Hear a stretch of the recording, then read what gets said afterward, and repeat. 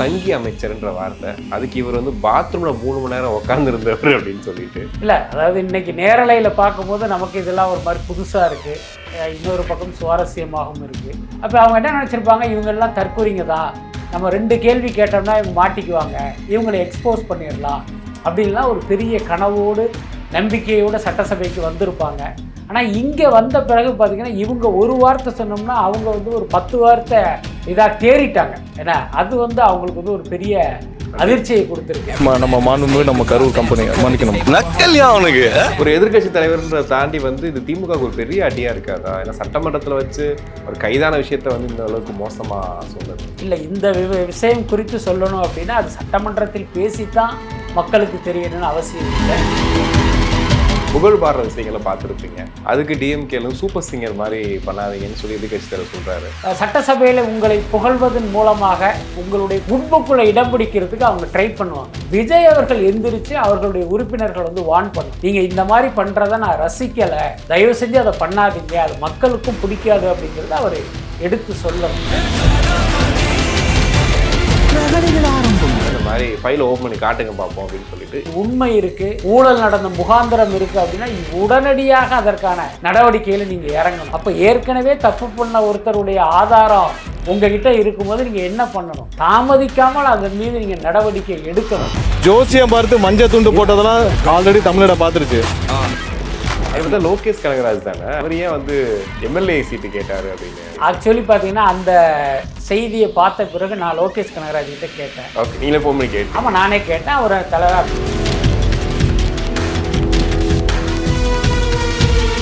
இது போன்ற வீடியோக்களை தொடர்ந்து பார்ப்பதற்கு தமிழ்நாடு டைம்ஸை சப்ஸ்கிரைப் பண்ணிக்கோங்க. எங்களுடைய சமூக வலைதள பக்கங்களான ஃபேஸ்புக், இன்ஸ்டாகிராம், எக்ஸ் பக்கங்களை ஃபாலோ பண்ணிக்கோங்க. உலகெங்கும் வாழும் தமிழ் நெஞ்சங்களுக்கு கிறிஸ்டியின் அன்பு வணக்கம். நம்மோடு சினிமா விமர்சகர் வலைப்பேச்சு பிஸ்மி இணைஞ்சிருக்காரு. வணக்கம் சார். வணக்கம். எப்படி இருக்கீங்க? சட்டமன்றம் பார்க்குறீங்களா சார்? உலகமே லைவ்ல பார்க்குறதுன்னு சொல்கிறாங்க. இன்னைக்கு சட்டமன்றத்தில் பதிலுக்கு பதில் பேசிக்கிட்ட விஷயம்லாம் பார்த்துருப்பீங்க. அப்போ அமைச்சர் நிலுமகுமார் விஷயம் சொல்கிறாரு, டக்குன்னு அங்கே ஆப்போசிட்டில் இருந்து சங்கி அமைச்சர்ன்ற வார்த்தை, அதுக்கு இவர் வந்து பாத்ரூமில் 3 மணி நேரம் உட்காந்துருந்தவர் அப்படின்னு சொல்லிட்டு. எப்படி இருக்குது பார்க்குறதுக்கு? இல்லை, அதாவது இன்னைக்கு நேரலையில் பார்க்கும்போது நமக்கு இதெல்லாம் ஒரு மாதிரி புதுசாக இருக்குது, இன்னொரு பக்கம் சுவாரஸ்யமாகவும் இருக்குது. ஆனால் வெளிப்படையான உண்மை என்ன அப்படின்னா கடந்த காலங்களிலும் சட்டசபைங்கிறது இப்படி தான் இருந்தது. மக்கள் பிரச்சனையை பற்றி பேசுவது குறைவாகவும், பொழுதுபோக்காக, நகைச்சுவையாக, சிலேடையாக பேசுகிறதெல்லாம் அதிகமாகவும் இருந்ததாக நம்ம செய்திகளில் படிச்சிருக்கோம். இன்றைக்கி அது நேரலையாக ஒளிபரப்பப்படும் போது நமக்கு அதெல்லாம் ஒரு புது விஷயமாக இருக்குது. பட் நான் அதில் நோட்டீஸ் பண்ண விஷயம் என்ன அப்படின்னா, இப்போ தமிழக வெற்றி கழகம் கட்சி ஆரம்பிக்கும் போது பல பேர் என்ன சொன்னாங்க அப்படின்னா, இந்த கட்சிக்கு வந்து 234 தொகுதியில் நிற்கிறதுக்கு ஆளே கிடையாது அப்படின்லாம் வந்து நக்கல் அடிச்சிருக்காங்க. ஸோ அப்படிப்பட்ட கட்சி யாருமே எதிர்பாராத வகையில் இன்றைக்கி வந்து ஒரு ஆளுங்கட்சியாக இருக்குது. அது ஆளுங்கட்சியாக ஆன பிறகும் கூட திமுக போன்ற எதிர்க்கட்சிகள்லாம் என்ன நினச்சாங்க அப்படின்னா, தாவேகா எம்எல்ஏக்கள் எல்லாமே செங்கோட்டையன் மாதிரி ஒரு சிலரை தவிர அனுபவம் இல்லாத புதியவர்கள். ஸோ இவங்களை வந்து நம்ம சட்டசபையில் வச்சு என்ன கலாச்சாரலாம், மக்கள்கிட்ட நம்ம எக்ஸ்போஸ் பண்ணிடலாம். இன்னொன்று எல்லாருக்கும் தெரியும், தாவேகாவினரை தற்கூரிகள் அப்படிங்கிற ஒரு மோசமான வார்த்தை கொண்டு விமர்சனம் பண்ணாங்க. கிட்டத்தட்ட திமுகவினருக்கும் அதிமுகவினருக்கும் கூட அப்படிப்பட்ட ஒரு கருத்து தான் இருந்திருக்கும். அப்போ அவங்க என்ன நினச்சிருப்பாங்க, இவங்கெல்லாம் தற்கூரிங்க தான், நம்ம 2 கேள்வி கேட்டோம்னா இவங்க மாட்டிக்குவாங்க, இவங்களை எக்ஸ்போஸ் பண்ணிடலாம் அப்படின்லாம் ஒரு பெரிய கனவோடு நம்பிக்கையோடு சட்டசபைக்கு வந்திருப்பாங்க. ஆனால் இங்கே வந்த பிறகு பார்த்திங்கன்னா இவங்க ஒரு வார்த்தை சொன்னோம்னா அவங்க வந்து ஒரு 10 வார்த்தை சொல்கிற அளவுக்கு பார்த்திங்கன்னா பயங்கரமான இதாக தேறிட்டாங்க. ஏன்னா அது வந்து அவங்களுக்கு வந்து ஒரு பெரிய அதிர்ச்சியை கொடுத்துருக்கு. இப்போ நம்ம ஒரு விமர்சனம் பண்ணோம் அப்படின்னா இவங்க அப்செட் ஆகிடுவாங்க, அடங்கி ஒடுங்கிடுவாங்க அப்படின்னு நினச்சி தான் இவங்க ஆரம்பிக்கிறாங்க. அது கடைசியில் பார்த்தா அவங்களுக்கே நெகட்டிவாக மாறுறத நம்ம பார்க்குறோம். ஏற்கனவே பார்த்திங்கன்னா ஆதவ ஒரிஜினா, அதில் முக்கியமாக நம்ம குறிப்பிட வேண்டியது அவர் தான் கரெக்டாக வந்து அந்த பதிலடி வந்து ஸ்பான்டனிஸாக வர்றதுங்கிறது அவர்கிட்ட தான். லாட்ரியில் சம்பாதித்த அல்லது கொள்ளையடித்த பணம்ங்கிற மாதிரி உதயநிதி சொல்ல, அந்த பணத்தை தானே நீங்கள் 800 கோடியோ 600 கோடியோ வாங்குனீங்க அப்படின்னு அவர் பதிலடி கொடுக்க, உங்கள் மாமனார்கிட்ட போய் கேளுங்கன்னு சொல்ல, வாங்கினது உங்கள் அப்பா தானே, நீங்கள் போய் அவர்கிட்ட கேளுங்கன்னு சொல்ல. ஸோ இந்த மாதிரியான ஒரு வார்த்தை போர் வந்து அப்படி தொடர்ந்து நடந்துக்கிட்டு இருக்கு. இதெல்லாம் ஒரு பக்கம் சுவாரஸ்யத்தை கூட்டினாலும் மக்கள் வந்து பார்க்குறது வந்து ஒரு பெரிய பாசிட்டிவான விஷயம். ஏன்னா நம்ம ஓட்டு போட்டு தேர்ந்தெடுத்த நம் தொகுதியினுடைய மக்கள் பிரதிநிதியுடைய லட்சணம் என்னவா இருக்குது அப்படிங்கிறத மக்கள் பார்ப்பதற்கான ஒரு அரிய வாய்ப்பு அது. ஓகே, ஸோ அதை அப்படி தான் நம்ம எடுத்துக்கணும். இந்த நேரத்தில் உதயநிதி அவர்கள் காலையில் அந்த 3 மணி நேரம் பாத்ரூமில் இருந்தார் அப்படின்னு சொன்ன விஷயம் ஒரு எதிர்க்கட்சி தலைவர்ன்றதை தாண்டி வந்து இது திமுகவுக்கு ஒரு பெரிய அடியாக இருக்காதா? ஏன்னா சட்டமன்றத்தில் வச்சு ஒரு கைதான விஷயத்த வந்து இந்த அளவுக்கு மோசமாக சொன்னது இல்லை, இந்த விஷயம் குறித்து சொல்லணும் அப்படின்னா அது சட்டமன்றத்தில் பேசித்தான் மக்களுக்கு தெரியணும்னு அவசியம் இல்லை. அன்னைக்கு உதயநிதி அவர்களை கைது செய்வதற்காக காவல்துறை அதிகாரிகள் அவர் வீட்டுக்கு போனதை வந்து கிட்டத்தட்ட எல்லா தொலைக்காட்சி லைவ்லேயே பார்த்தோம், நேரலையாக ஒளிபரப்புனாங்க. அதையே மக்கள் பார்த்துட்டாங்க. அதாவது ஒரு விஷயத்தை வந்து அவங்க ஆல்ரெடி விஷுவலாக பார்த்துட்டாங்க. பார்த்ததை வந்து இப்போ சட்டசபையில் ஒருத்தர் டயலாக்காக சொல்கிறாரு. அதனால் அன்னைக்கே அது மக்கள் மனசில் பதிஞ்சு ஒரு கருத்தை உருவாக்கிடுச்சு. அது புதுசாக இவர் சொன்னதுனால வந்து இவருக்கு பெரிய அவமானம் அப்படி இப்படிலாம் நம்ம எடுத்துக்க வேண்டிய அவசியம் இல்லை. பட் எல்லாத்துக்கும் மேலே உங்களுக்கு தெரியும், சட்டமன்றம் என்பது வெறுமனே மக்கள் பிரச்சனைகளை பேசுகிற இடமாகவும் என்ன ஒரு கொள்கை சார்ந்து பேசுகிற இடமாக மட்டும் இல்லை, அது தனிப்பட்ட தாக்குதல் நடத்துகிற இடமாகவும் தானே இருக்கு. அப்போ இவங்க தாக்கும்போது பதிலடிக்க அவங்களும் தாக்குதுங்கிறது தவிர்க்க முடியாதது தான். கண்டிப்பாக. இப்போ தாவேக்கால எம்எல்ஏக்கள் அமைச்சர்கள் அந்த புகழ் பாடுற விஷயங்களை பார்த்துருப்பீங்க இல்லையா? பாட்டுகள்லாம் அவரை பாடினாங்க. அதுக்கு டிஎம்கேலும் சூப்பர் சிங்கர் மாதிரி பண்ணாதீங்கன்னு சொல்லி எதிர்கட்சி தலைவர் சொல்கிறாரு. ஆனால் முன்னாடி காலங்களில் இவங்களும் பாட்டு தானே பாடியிருக்காங்க. ஸோ அந்த விஷயத்தையும் மென்ஷன் பண்ணி பார்க்கணும்ல. இல்லை, அதுதான் நான் ஏற்கனவே சொன்ன மாதிரி இன்றைக்கி நமக்கு பார்க்குறப்ப அது நமக்கு புதுசாக தெரியுது. இன்று நடப்பது எல்லாமே ஏற்கனவே கடந்த கால ஆட்சிகளில் நடந்தது தானே. இன்னொன்று, ஜெயலலிதா ஆட்சி காலத்தில் அவரை புகழாத புகழுரையா போனா ஜெயலலிதாவை புகழ்ந்த நேரம் போக ஏதாவது மிச்ச மீதி நேரம் இருந்தால் மேடம் ஒரு 30 செகண்ட் இருக்குது, இந்த 30 செகண்டில் வேணால் ஒரு தொகுதி பிரச்சனையை பேசிக்குவாங்கிற அளவுக்கு தான் அன்றைக்கு வந்து எம்எல்ஏக்கள்லாம் இருந்ததை நம்ம பார்க்குறோம். பட் அதே நேரம் என்னென்னா ஒரு பழைய தவறுகளை ஒரு முன்னுதாரணமாக வச்சுக்கிட்டு அதை நாம் தொடர்வதுங்கிறது ஒரு நல்ல விஷயம் இல்லை. எனக்கு வந்து விஜய் அவர்களிடம் ஒரு கோரிக்கை என்ன அப்படின்னா, உங்களுடைய எம்எல்ஏக்கள் சட்டசபையில் உங்களை புகழ்வதன் மூலமாக உங்களுடைய குட்புக்குள்ளே இடம் பிடிக்கிறதுக்கு அவங்க ட்ரை பண்ணுவாங்க. அதோட அர்த்தம் என்னென்னா, 1 வருஷம் கழிச்சோ 2 வருஷம் கழிச்சோ அமைச்சரவை மாற்றம் நடந்தால் நம்மளை கன்சிடர் பண்ணுங்கிறது அதனுடைய அடிநாதமான விஷயமாக நம்ம புரிஞ்சுக்கலாம். ஆனால் நீங்கள் என்னன்னா சட்டசபையில் பகிரங்கமாக என்னையை வந்து யாரும் புகழக்கூடாது, இது வந்து ஒரு மக்கள் மன்றம், மக்கள் பிரச்சனையை தவிர எதுவுமே பேசாதீங்கன்னு அவர் கட் அண்ட் ரைட்டாக சொல்லணும். ஆனால் இப்போ 2 நாட்களுக்கு முன்பு சபாநாயகர் ஜேசிடி பிரபாகர் என்ன சொல்கிறார் அப்படின்னா, முதலமைச்சருக்கு வந்து நீங்கள் புகழ்றதெல்லாம் பிடிக்கல, அவர் என்கிட்ட சொல்லியிருக்காரு, அதனால் நீங்கள் அவர் புகழாமல் நேராக விஷயத்துக்கு வாங்கன்னு சொல்கிறாரு. ஆனால் துரதிருஷ்டவசமாக அவர் சொன்ன பேச்சை யாரும் அங்கே கேட்கல. ஏன்னா என்னதான் நம்ம சபாநாயகர் சொன்னாலும் இவங்க ஏற்கனவே 8 பக்கம் எழுதி வச்சுட்டு வந்ததுனால அங்கிருந்து தான் அவங்க ஸ்டார்ட் பண்ணவே செய்கிறாங்க. அப்போ இதை தடுக்கணும்னா ஒரே வழி, விஜய் அவர்கள் எந்திரிச்சு அவர்களுடைய உறுப்பினர்கள் வந்து வார்ன் பண்ணணும்.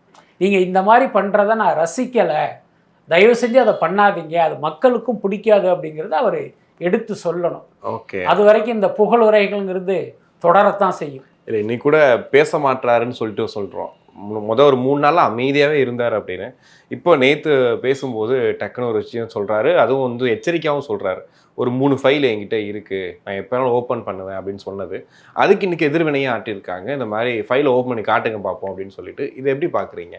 இல்லை, முதல்ல விஜய் அவர்கள் என்கிட்ட ஒரு 3 ஃபைல் இருக்குது, நான் அதை வச்சுருக்கேன், எப்போ வேணாலும் ஓப்பன் பண்ணுவேன்னு சொன்னது வந்து எனக்கு இருந்தது சரியான விஷயமா படலை. என்ன காரணம் அப்படின்னா, இப்போ யாரோ ஒரு 3 அமைச்சர்கள் தவறு பண்ணின ஃபைல் அல்லது தவறு செய்ததற்கான ஆதாரம் உங்கள் முன்னால் இருக்குது. அப்போ தமிழ்நாட்டின் முதலமைச்சராக நீங்கள் செய்ய வேண்டிய முதல் விஷயமே என்னென்னா, அதில் உண்மை இருக்குது, ஊழல் நடந்த முகாந்திரம் இருக்குது அப்படின்னா உடனடியாக அதற்கான நடவடிக்கையில் நீங்கள் இறங்கணும். நான் அப்படியே வச்சுருக்கேன், எனக்கு தோணுறப்ப எடுப்பேன் அப்படின்னா அப்போ குற்றவாளியை நம்ம அவ்வளோ நாள் வந்து தப்ப விடுறோம் அல்லது சுதந்திரமாக இயங்க அனுமதிக்கிறோம் தானே அதுக்கு ஒரு அர்த்தம் இருக்குது. அதுக்கப்புறம் இதை பார்க்குறவங்க என்ன நினைப்பாங்க அப்படின்னா, இதை வந்து ஒரு திமுகவை மிரட்டுவதற்கு பயன்படுத்துகிறாங்க அல்லது இந்த ஃபைலை காட்டி அவங்கள தாவேக்கா பக்கம் இழுப்பதற்கு ஒரு அஸ்திரமாக பயன்படுத்துகிறாங்கன்னு மக்கள் நினச்சிடக்கூடாது. உங்கள் மேலே நம்பிக்கை வச்சு தமிழ்நாட்டு முதலமைச்சர் நாற்காலியில் உட்கார வச்சுருக்கோம். நீங்கள் சொன்னதை நம்ம நம்பணும். நான் தப்பு பண்ண மாட்டேன், தப்பு பண்ண விடமாட்டேன் அப்படிங்கிறதெல்லாம் நீங்கள் சொல்லிடுறீங்க. அதை நம்பித்தான் உங்களுக்கு மக்கள் வாக்களிச்சிருக்காங்க. அப்போ ஏற்கனவே தப்பு பண்ண ஒருத்தருடைய ஆதாரம் உங்ககிட்ட இருக்கும்போது நீங்கள் என்ன பண்ணணும்? தாமதிக்காமல் அதன் மீது நீங்கள் நடவடிக்கை எடுக்கணும். அதுதான் முக்கியமான விஷயம். பட் அதே நேரம் பொதுவாகவே பார்த்தீங்கன்னா இப்போ யார் கையங்களவுமாக மாட்டினாலும் கூட சில தைரியசாலிகள் என்ன பண்ணுவாங்க, அதை அதை அதை எதிர்கொள்றதுக்கு தயாராகிடுவாங்க. ஓகே, அந்த மாதிரியான ஒரு விஷயமா தான் இன்னைக்கு உதயநிதி பேசுனதே நான் பார்க்குறேன். எங்களுக்கு ஒன்றும் பயம் கிடையாது, எங்களுக்கு ஒன்றும் பயம் கிடையாது, நீங்கள் ஒன்றா நடவடிக்கை எடுங்களேன் அப்படின்லாம் சொல்கிறதெல்லாம் வந்து ஒரு என்ன சொல்கிறது, ஒரு பொதுவெளியில் தங்களை பரிசுத்தமானவர்களாக காட்டிக்கொள்கிற பேச்சாக தான் எனக்கு தெரியுது. ஓகே, நம்ம ஆரம்ப காலத்தில் நிறைய டைம் பேசியிருக்கோம். புஷி ஆனந்த் மட்டும் கட்சியில் வந்து ஒரு மாதிரி பேசுகிறாரு, அவர் பேசுறதெல்லாம் ட்ரால் ஆகுது அப்படின்னு. இப்போ அமைச்சராகிட்டு உள்ளே போய் பார்த்தா அவர் தான் மொத்தமாக டீலே பண்ணிட்டு இருக்காரு. நேற்றுல அவர் பெரிய கதையெல்லாம் சொல்ல ஆரம்பிச்சிட்டாரு. அதில் குறிப்பாக நல்ல விஷயம் ஒன்று சொல்லியிருந்தாரு. ஒரு காட்டு பகுதிக்குள்ளே நடந்து போனது, அந்த கிராமத்தில் விஜய் நடந்து போன வீடியோலாம் இப்போ வெளியாயிருக்கு. ஆனால் அங்கே போய் ரோடே போட்டு கொடுத்தாரு அப்படின்ற விஷயம்லாம் ஓப்பன் பண்ணிக்காரு. எப்படி இருக்கு அவருடைய பேச்சுக்கள்? இல்லை, அதான் புஷி ஆனந்தோடைய பேச்சுங்கிறது ஆரம்பத்தில் ஒரு விமர்சனத்துக்குரியதாகவும் மற்றவர்கள் கேலி செய்கிற அளவுக்கு தான் இருந்தது. அதுக்கு என்ன காரணம் அப்படின்னா, புஷி ஆனந்தை பொறுத்த வரைக்கும் அவர் பிறந்து வளர்ந்த பகுதியினுடைய வட்டார மொழியே பேசுகிறார். அந்த இட்னு போகிறது அதெல்லாம் பார்த்தீங்கன்னா இங்கே வட ஆற்காடு வட தமிழ்நாட்டில் பேசுகிற ஒரு வழக்கம்தான் அது. ஆனால் நீங்கள் ஒரு டெல்டாவில் இருக்கிறவனுக்கும், ஒரு கோயம்புத்தூர், ஒரு மதுரை பகுதியில் இருக்கிறவங்களுக்கு இந்த தமிழே பார்த்தீங்கன்னா ஒரு புதுசாக இருக்கும். அதுக்கு அடுத்து பார்த்தீங்கன்னா இது ஒரு வட்டார மொழி அப்படிங்கிற அந்த புரிதல் இல்லாமல் இவர் ஏதோ தப்பாக பேசுகிறாரு. இப்போ உதாரணத்துக்கு இந்த 83 பார்த்தீங்கன்னா ஏதோ இவர் தமிழ் தெரியாமல் பேசினாதான் எல்லாரும் ட்ரால் பண்ணுறாங்க. சமீபத்தில் பார்த்தீங்கன்னா முன்னாள் அமைச்சர் ஏவாவேலு கூட சட்டமன்றத்திலே பேசுகிறாரு. கடலூர் பகுதியிலெல்லாம் பேசும்போது இந்த 83 தான் சொல்லுவாங்க அப்படின்லாம் சொல்கிறாங்க. ஸோ அதன் மூலமே நம்ம புரிஞ்சுக்கலாம் அவர் தவறாக பேசலை, அவருடைய வட்டார மொழியில் அவர் பேசிகிட்டு இருக்கார், அப்படி தான். ஆனால் அது புரியாமல் அவர் பல பேர் ட்ரால் பண்ணாங்க, நாமும் கூட பண்ணியிருக்கோம்னு நினைக்கிறேன், நிறைய நம்ம பேசியிருக்கோம். ஆனால் இன்னைக்கு சட்டசபையில் பேசும்போது பார்த்தீங்கன்னா அந்த பயமெல்லாம் தெளிந்து என்ன ட்ரால் வந்தாலும் அதை எதிர்கொள்கிற மனநிலைக்கு அவர் வந்துட்டார். அதெல்லாமல் பார்த்தீங்கன்னா சரளமாக பேசுகிறாரு. எல்லாத்துக்கும் மேலே நம்முடைய தவறுகளை உணர்ந்து நம்ம அட்மிட் பண்ணுறது இருக்குல்ல, அது வந்து ஒரு பெரிய பண்பு. தனக்கு வந்து தமிழ் வந்து கொஞ்சம் குளறுபடியாக இருக்குங்கிறதே அவரே ஒத்துக்கிறார். அதெல்லாம் ஒரு நல்ல பண்பு தான். அதுக்கப்புறம் பார்த்தீங்கன்னா நிறைய விஷயங்கள்லாம் பேசுகிறாரு. அது ரொம்ப டீப்பாக கவனிச்சிங்க அப்படின்னா அது எதுவுமே சட்டமன்றத்தில் பேச வேண்டிய விஷயம் இல்லை. உங்களுடைய கட்சி நிர்வாகிகளிடம், உங்கள் கட்சி கூட்டத்தில் பேச வேண்டிய விஷயம். சர்க்கார் பட பிரச்சனை எதுவாக ஒரு பஞ்சாயத்தையும் கொண்டு வர, அது எல்லாமே நீங்கள் பார்த்தீங்கன்னா அவுட் ஆஃப் அசம்பிளியில் பேச வேண்டிய விஷயங்கள் தான். அசம்பிளியில் பேச வேண்டிய விஷயங்கிறது உங்கள் துறை சார்ந்த, இந்த அரசு சார்ந்த மக்கள் பிரச்சனைகளை தான் பேசணும். இப்போ புஷி ஆனந்த் அவர்கள் இப்போ நல்லா பேசுறாரு, சரளமா பேசுறாரு, மற்றவர்கள் ரசிக்கும்படியும் பேசுறாரு. அப்ப உங்களுக்கு வந்து இந்த பேச்சுக்களை வந்து வசப்பட்டுருச்சுல, அப்ப நீங்க என்ன பண்ணுங்க, உங்க துறை சார்ந்து டேட்டாஸை எடுத்துட்டு நீங்க பேசுனீங்க அப்படின்னா உங்களுக்கும் தாவேக அரசுக்குமே வந்து ஒரு நல்ல பெயர் கிடைப்பதற்கான ஒரு வாய்ப்பு உருவாகும். அதை வந்து அவர் செய்யணும். ஓகே, அதை சொல்லிட்டே இருக்கும்போது டக்குன்னு ஒரு பிரபல இயக்குனர், அதுவும் விஜயவத்து படம் இயக்குனர் கிணத்துக்கடவு வேறு சொல்லிட்டார். கிணத்துக்கு சொல்லலை, பின்னாடி வந்து ஆக்ஷன்லாம் கண்டுபிடிச்சிட்டோம் கிணத்துக்கடவு தான் அப்படின்னு. அப்படி பார்த்தா லோகேஷ் கனகராஜ் தானே, அவர் தான் நல்லா நடிச்சிட்டு இருக்காரு, படம் பண்ணிட்டு இருக்காரு, அவர் ஏன் வந்து எம்எல்ஏ சீட்டு கேட்டார் அப்படின்னு. ஆக்சுவலி பார்த்தீங்கன்னா அந்த செய்தியை பார்த்த பிறகு நான் லோகேஷ் கனகராஜ் கிட்ட கேட்டேன். ஓகே, நீங்களே ஃபோன் பண்ணி கேட்டேன்? ஆமாம், நானே கேட்டேன். அவர் தலைவர் அப்படிலாம் கிடையாது, அவர் ஏதோ ஒரு இதில் சொல்கிறாங்க, வேற யாராவது இருக்கும், நான் கிடையாதுங்கிறத அவர் கிளாரிஃபை பண்ணார். பட் எல்லாத்துக்கு மேலே நமக்கு தெரியும் லோகேஷ் கனகராஜ் இன்றைக்கு இருக்கிற இடம் என்ன, நிச்சயமாக அவர் அரசியலுக்குள்ளே வர்றதுக்கு விரும்பி இருக்க மாட்டார். அதே நேரம் இன்னொரு லாஜிக் என்னன்னா, லோகேஷ் கனகராஜ் கேட்டிருந்தா விஜய் மறுத்து இருக்க மாட்டார். ஓகே, அந்த யதார்த்தத்தை நம்ம புரிஞ்சுக்கணும். அதுக்கப்புறம் தான் எனக்கு ஒரு தகவல் கிடைச்சிது, புஷி ஆனந்த் வந்து டைரக்டர் அப்படின்னு சொல்லிட்டாரே தவிர அது டைரக்டர் வாய்ப்பு கேட்கல. இப்போ லேட்டஸ்ட் தகவல் என்னன்னா, அந்த ரோமியோ பிக்சர்ஸ் ராகுல் இருக்கார்ல, அவர் தான் ராயபுரம் தொகுதியில் நிற்கிறதுக்காக விஜய் கிட்ட கேட்டு விஜய் ஓகே சொல்லி அவர் வந்து அதற்கான ஏற்பாடுகள் எல்லாம் பண்ணும்போது திடீர்னு புஷி ஆனந்த் உள்ள வந்து கட்டையை போட்டிருக்காரு. என்னன்னா, ராயபுரம் தொகுதியில் வந்து அந்த பகுதியில் ரசிகர் மன்றத்துக்காக உழைத்தவர் இருக்காரு, அவருக்கு தான் சீட் கொடுக்கணும் அப்படின்னு சொல்லி ஒரு நாள் இரவு 11 மணிக்கு ராகுலுக்கு ஃபோன் வருது. இது மாதிரி சாரி, அந்த லிஸ்ட்டில் வந்து ஒரு சின்ன மாற்றம், உங்களுக்கு வந்து இப்போ கொடுக்க முடியாது, அதனால் சார் வந்து உங்களுக்கு சாரி சொல்ல சொன்னாருங்கிற மாதிரி ஒரு தகவல் அவருக்கு போயிருக்கு.